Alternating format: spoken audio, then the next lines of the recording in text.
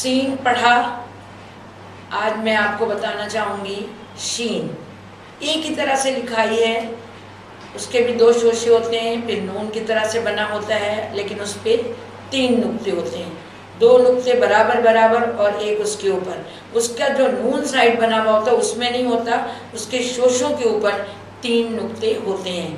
اب شین، شین کیا ہے بھائی؟ شین سے کیا آ سکتا ہے لفظ، اس کے کیا بن سکتے ہیں؟ شین سے آپ یوں سمجھ لیجئے، شین سے جناب شجاعت یعنی بہادری، شین سے شہباز یعنی شاہین پرندہ، یعنی کہتے ہیں نا بچوں کو، اقبال نے جیسے کہہ دیا ہے محبت مجھے ان جوانوں سے ہے ستاروں پہ جو ڈالتے ہیں کمن۔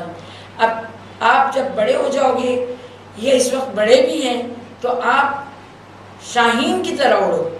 شین سے شاہین ہے۔ ہمارے ملک میں شاہینوں کا شہر سرگودا ہے، آپ کو معلوم ہے، ایئر فورس بیس ہے، جہاز ہے، جو پائلٹ جہاز اڑاتے ہیں وہ شاہینوں کا شہر کہلاتا ہے۔ ہم اپنے پائلٹ کو کیا کہتے ہیں؟ شاہین ہے۔ تو شین سے شاہین۔ شہباز، شہباز قلندر کا دربار بھی ہے 7 شریف میں، آپ ایک ولی اللہ تھے۔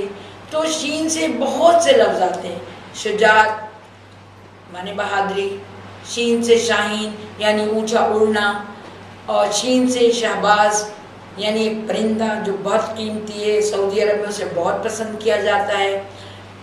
تو آپ شین سے خوش رہنا، یعنی آپ جب خوش رہیں گے تو شین آگے لفظ آئے گا۔